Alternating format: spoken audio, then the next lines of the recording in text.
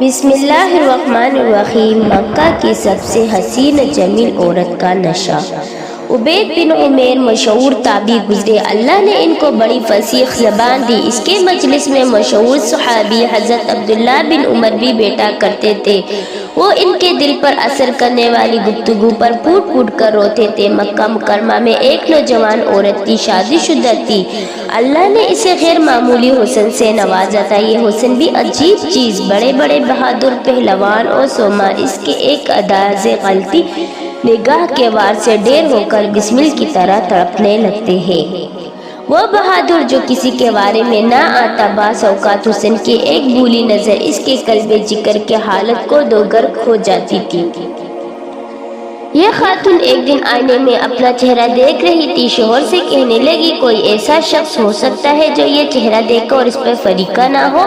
شوہر نے کہا ہاں۔ ایک شخص سے کہنے لگی، کون؟ کہا عبید بن عمیر۔ اسے شرارت سوچی، کہنے لگی، آپ مجھے اجازت دیں، میں ابھی سے اسیر محبت بنا دیتی ہوں۔ شوہر نے اجازت دی۔ وہ عبید بن عمیر کے پاس آئی اور کہا، مجھے آپ سے تنہائی میں ایک مسئلہ پوچھنا ہے۔ چنانچہ عبید بن عمیر مسجد حرام کے گوشے میں اس کے ساتھ الگ کھڑے ہو گئے۔ اس نے اپنے چہرے سے حجاب سرکایا اور اس کا چاند سا چہرہ قیامت ڈالنے لگا۔ عبید نے اسے بے پردہ دیکھ کر فرمایا کہ خدا کی بندی، اللہ سے ڈر۔ وہ کہنے لگی، میں آپ پر فریقہ ہو گئی ہوں، آپ میرے متعلق غور کر لیں۔ دعوت گناہ کی طرف اشارہ تھا۔ عبید بن عمیر اس کے جلسے میں آنے والا کب تھا؟ اس کی حالت تو کہہ رہی تھی کہ اے باد بحری، مت چھیڑ ہمیں، لگے راہ اپنے، تجھے اٹکلیاں سوجی ہے، ہم بے راز پڑے ہیں۔ عبید نے اس سے کہا، میں تجھ سے کچھ سوالات پوچھتا ہوں، اگر تو نے صحیح جواب دیا تو میں تیری دعوت پر غور کر سکتا ہوں۔ اس نے حامی بھر لی۔ فرمایا، موت کا فرشتہ تیری روح قبض کرنے آ جائے، اس وقت تجھ پہ یہ گناہ اچھا لگے گا؟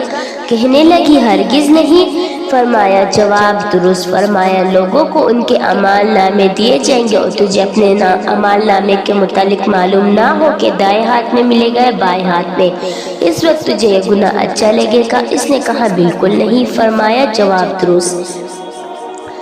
فرمایا، پل صراط کو عبور کرتے ہوئے اس گناہ کی خواہش ہوگی؟ کہا، ہرگز نہیں۔ فرمایا، جواب درست۔ فرمایا، اللہ کے سامنے اپنے اعمال کے سوال جواب کے لیے جس وقت کھڑی ہو اس وقت اس گناہ میں تجھے رغبت ہوگی؟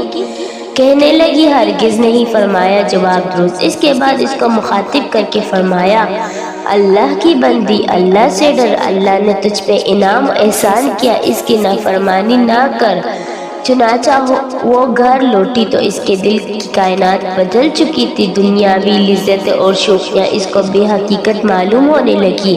شوہر نے پوچھا، کیا ہوا؟ تو کہنے لگی، مرد اگر عبادت کر سکتے ہیں تو ہم عورتیں کیوں نہیں کر سکتی؟ اس کے بعد نماز، روزے، عبادات پر منہمک ہو کر ایک عابدہ اور پرہیزگار خاتون بن گئی۔ اس کا آزاد منش شوہر اس کی حالت دیکھ کر کہا کرتا تھا، مجھے عبید بن عمیر کے پاس شرارت کے لیے اپنی بیوی بیچنے کا کس نے مشورہ دیا؟ اس نے تو میری بیوی بگاڑ دی۔ پہلے ہماری ہر رات شفع صفاف تھی، اب ہر رات عبادت میں گزرتی ہے۔ وہ راتوں کو عبادت میں مشغول ہو کر راہبہ بن چکی ہے۔ وہ واقعتاً مرد مومن کی نگاہ ایمان افروز سے بسا اوقات دل کی دنیا میں انقلاب آ جاتا ہے اور عقل و وقار کی شوخی و مستی جلوہ ایمان کے سامنے دم توڑنے لگتی ہے۔ جلوائے اہل ہوش کو کیسے شکست پاس دی گئی، اس کو ڈھونڈنے خود سے بے خبر ہو گئے۔